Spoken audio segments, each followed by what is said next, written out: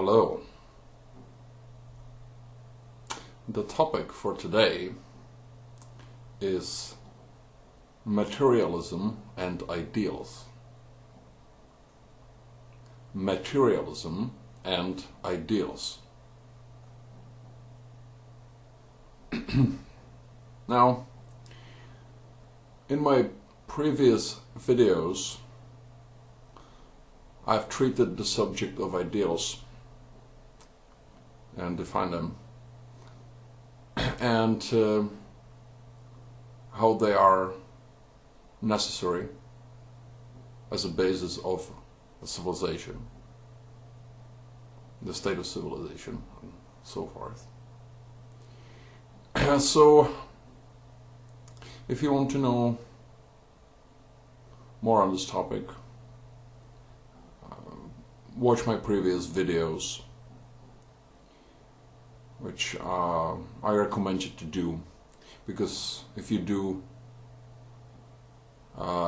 you surely will get more out of this one. You will better understand what I'm talking about here, and in what context, and why, and so on. Okay.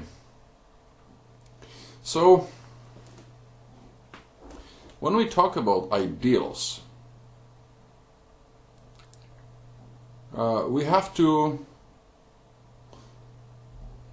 sooner or later, we have to talk about the philosophy of idealism. The philosophy of idealism. Now, the word idealism has developed a connotation these days,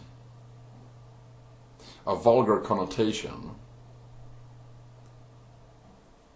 which is all, so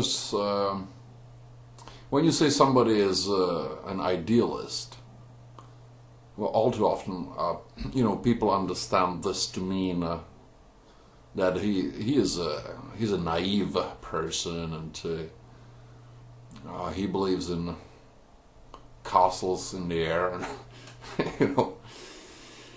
and so that's why I'm stressing this. That's why I'm stressing this. When I speak of idealism here, I am using the term in its original sense, and I'm speaking strictly about the philosophy of idealism. Idealism in its philosophical, in the philosophical sense of the word. And that's very important. Okay. Now, idealism as a philosophy, a worldview, has been with us since time immemorial. And for example, the very famous old Greek philosopher Plato, when he describes idealism, what idealism as a philosophy, as a worldview is or means, so in his description, it is simply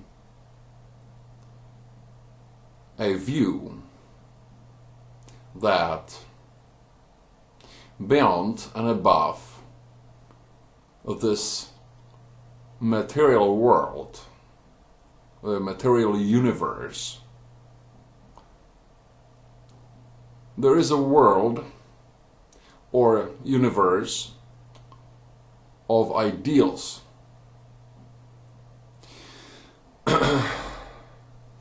From which we came here. And it is a world which is eternal, immortal, timeless, so on. Such attributes, and it has its own laws and principles which affect our existence in this material world. And in Plato's view, if you strive for an ideal,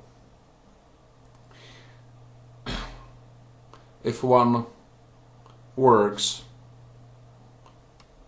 towards the accomplishment,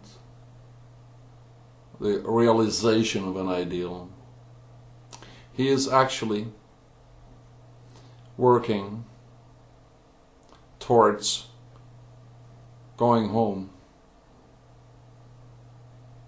going back home.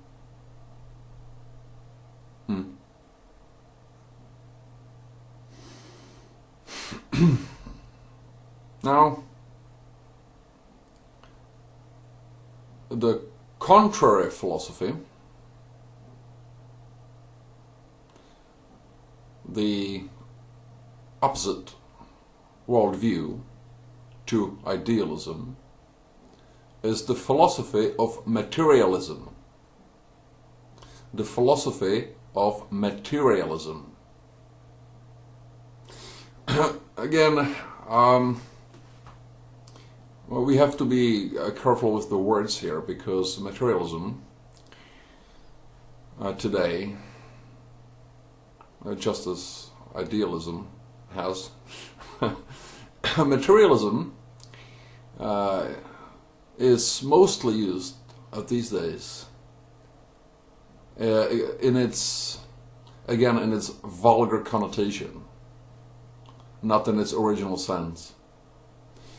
It is nowadays it is most commonly used to refer to consumerism, hedonism, as the old Greeks called it.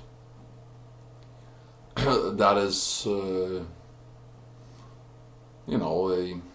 boundless, relentless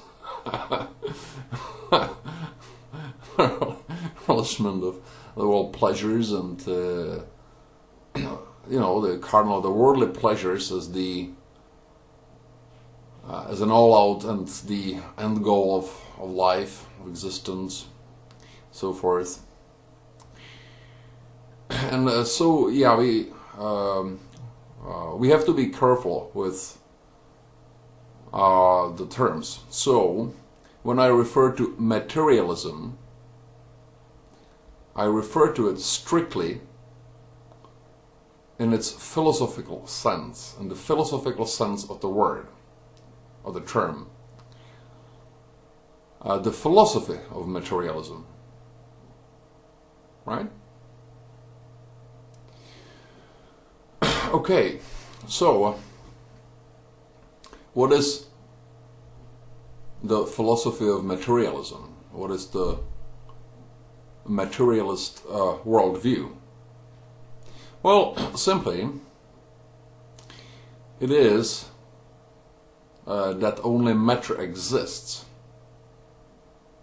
There is nothing beyond and above the material reality. Only matter and its motions or energy exist, and everything can be explained and understood and satisfied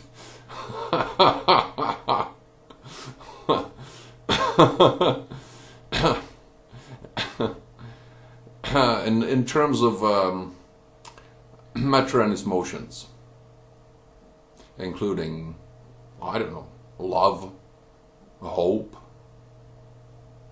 ideals, just everything, anything and everything. Only matter exists. There is nothing above and beyond the material.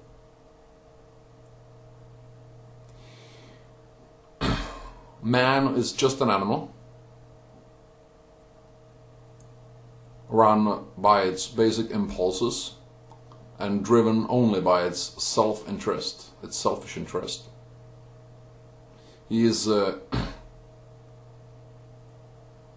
sort of a more complex machine, determined by its environment and circumstances only.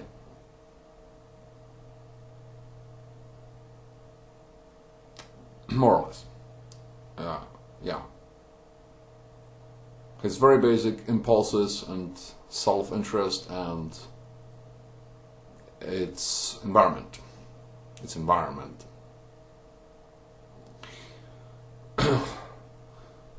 So man is just an animal. He only lives once, and when he dies, that is the end of it. Forever and for good. And only nothingness follows. There is no higher meaning or purpose to life. The ultimate meaning and purpose of life is the accumulation or the maximization, as today's economists like to say, maximization of power, wealth, and worldly pleasures. Might makes right, and so on. That's the philosophy of materialism. Right. Now, many believe that materialism has been born with the advent of modern science, sometime in the 19th century. But that is not true. Materialism as a concept or philosophy is a very ancient concept. It kept reappearing throughout history. It was advocated, for example, by the old Greek philosopher Democritus, who is the originator of the word atom.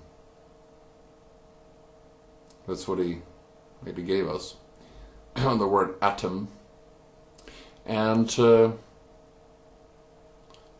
it gained popularity in the period of the decline of the Roman Empire, as is witnessed by a number of writers and historians of that era. To name one, Cicero, for example, the famous old Roman philosopher, writer, lawyer, public speaker, and a politician, is one of those who he echoes this in some of his books, the growing popularity of materialism. Right, and it existed before too. It actually did exist as a mystery cult in ancient Egypt and so forth. Yeah, so it's not a new concept. Certainly not a new concept, and it has not come up with modern science. Okay. Now, most people believe that modern science has proven the correctness of the philosophy of materialism. Let me just note briefly here that modern science uses the empirical method. Empirical meaning simply through the senses. Through the senses. Whatever you can see, hear, smell, touch, feel, measure, weigh, and so forth. And, you know, by this fact alone, it can never completely prove or disprove the existence of the immaterial, because it is not available to the senses. Besides,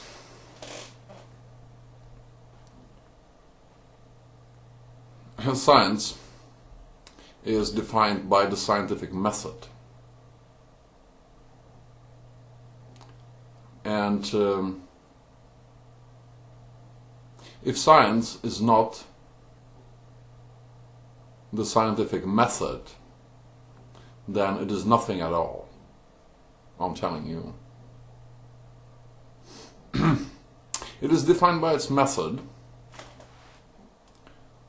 The scientific method, which simply is an agreed upon within the scientific community, the agreed upon ways of accumulating and testing knowledge to gain a better and a deeper understanding of reality. And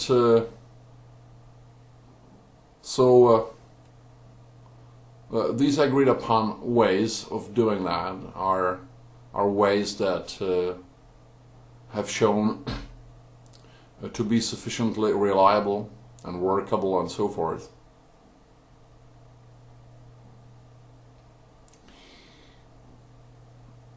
And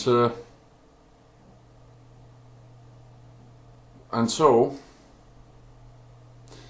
the scientific method, you can safely say that, you know, science is the method. Science is the scientific method, and that is all it really is. More or less, that's, but you know, that's what it is. Now, science being a method, basically, concerns itself much more with how things work than with their ultimate causes and so forth. Its main focus is much more on the hows, not the whys. That is the realm of philosophy, and philosophy is not science, strictly speaking, and science is not philosophy. So science take the law of gravity, for example. It's my favorite example. I don't even know why. I guess it's because it's you know, everybody should know about it. I hope so, at least. Yeah. So yeah, take the law. You know, if you take the law of gravity. So science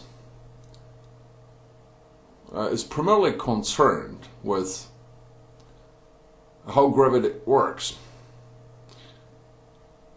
to gain a deeper understanding of how gravity works, so that it can apply that greater and deeper understanding, to developing new methods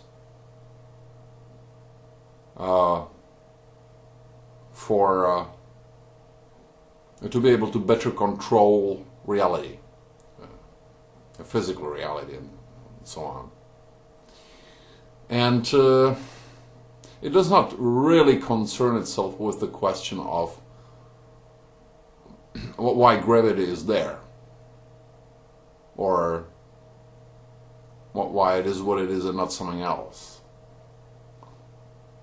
I mean, surely a scientist may have his own opinion or a theory, about this and so forth, but science mostly focuses on the understanding of how things work, not why they are.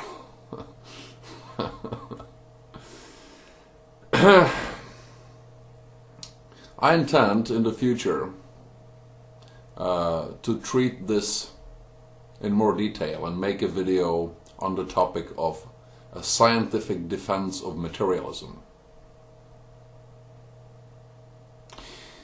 But now, let's get back to our topic, which is materialism and ideals, right? Okay. Well, materialism has been the supreme philosophy and the world view of the West for about the last 100 years. And I dare say it is the ruling philosophy not only of the West but of more or less the whole world today. Sure, there may be some minor, little known, areas where this may not be true and so on, but it is pretty much the ruling philosophy of the well-known world today. Now, if a people, a civilization, society, adopt the philosophy of materialism, it means it gives them inevitably a certain definitive views of the world. It gives them a definitive set of views, world views. Now, what are they? First and foremost, an ideal has no justification in materialism. And when I say an ideal, I mean ideals in the sense as I have covered them in my previous videos. Okay. I don't mean, and I will not waste my time with false PR, idealistic attitudes and so forth. If you want to know what I mean by ideals, which is crucial to understand correctly, if you want to understand this video, the content of this video and all my future videos, just go and watch my previous videos where I spent enough time and effort to explain this. So there is no justification for an ideal in materialism. Materialism is fatalistic. Why? Because you only live once, and you have so little time for everything, to make it, to be successful, that every little mistake is really serious. It's really grave. And, you can lose it all in 1 second. And life is so fragile. You can get run over by a car the next day and so forth. So it is a fatalistic and dark streak to it. Because it is basically a fatalistic and a dark worldview. That may explain the desperate need to paint it pink that we can see intensifying all the time. Understandably, I guess. Okay. Materialism, secondly, is purely utilitarian and self-interested, right? One is only motivated by his self-interest and what is advantageous for him. After all, others are just the same way. They are just selfish, unpredictable, self-driven animals that you are in the ruthless competition with.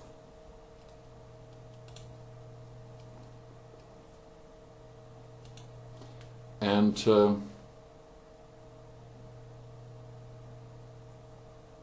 everything is relative. So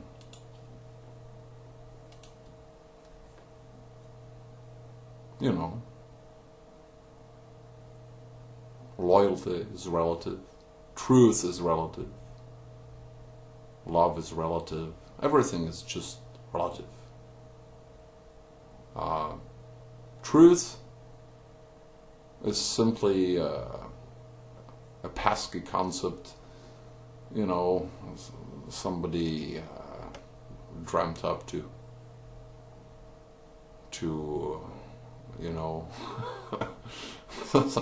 some tyrant dreamt it up to get you, or to get advantage and one up over you and get you where they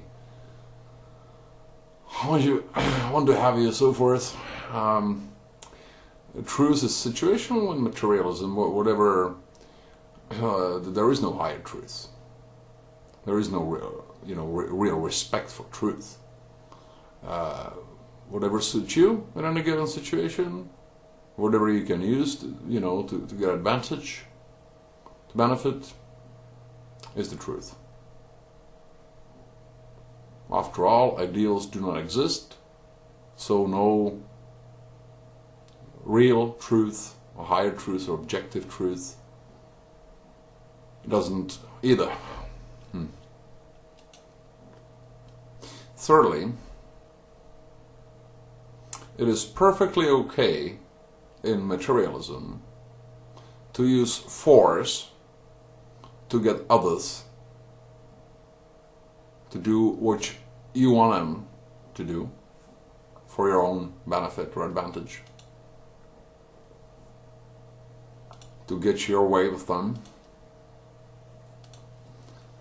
as long as you believe you can safely get away with it. After all, the rule of force of the stronger one is the general law of the animal and the mineral kingdom. And you are just an animal. You are just an animal. Right. And I can just hear some screaming, but we have the laws, ethics, and the rules. Well, if you take an intellectually honest look, why in materialism would you care about laws or rules or ethics and so forth? If they're against your self-interest, against your achievement of wealth and power and pleasures and so forth. Why would you do that? After all, they are simply, truth is relative. So these things are just dreamt up by others who want to oppress you for their own advantage, for their own benefit. So why would you care? When you do respect rules and so forth, it is only because you see an immediate utilitarian advantage in doing so. Because the other one may be more powerful, and you don't want to cross them. Or there is a threat of an exterior force intervening, like the law, right? But that's not always the case, not by far. Not by far,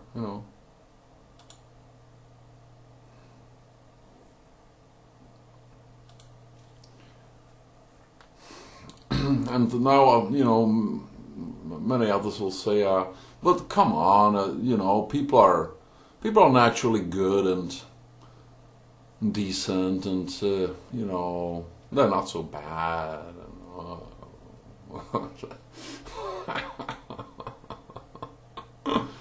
And they're compassionate and decent, and people are generally decent creatures. What are you talking about? Here, you Saul, no. You pessimist.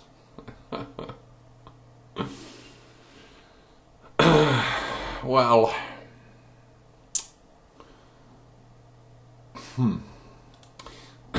people are not generally decent. People are not naturally decent. Let me correct myself here. People are not naturally decent. The decency is the result of a process of long cultivation. Their decency is the result of the process of long cultivation. It's difficult to see, of course, because you are living in the result. But it is so. It is so. All you need to do, I guess, is, take a closer look at the Middle Ages to see whether people are always naturally decent or not.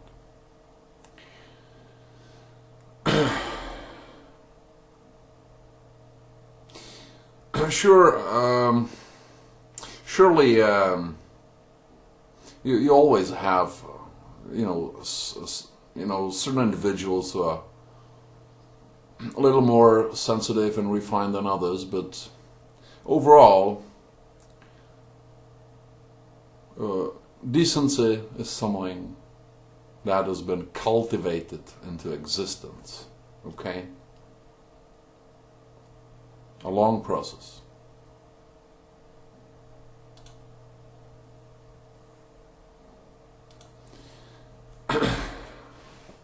And so is culture. Culture does not come about just so. Culture is something, as the root of the very word suggests, you have to cultivate into existence. Like a beautiful garden. Nature won't just order itself to give you a beautiful garden one fine day. You know, it's not that you have a messy jungle behind the window and one morning you wake up and there's a beautiful garden because that's the way nature is. It's just decent and it is, you know,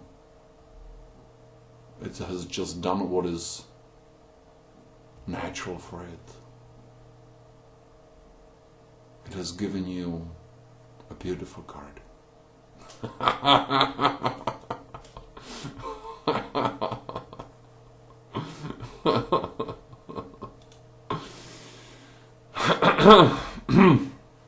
But no,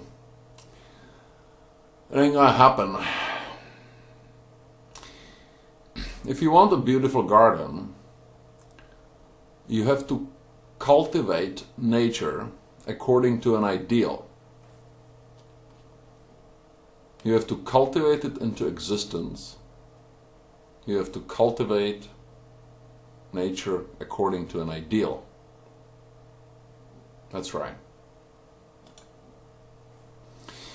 And to bring a people above the state of barbarism, human jungle, so to speak, up to the state of culture, civilization, you need to cultivate.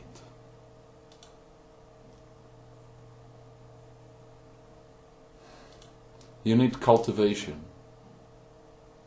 And in order to cultivate, in order to so cultivate, you need ideals. You need to introduce and insist on ideals that will become shared ideals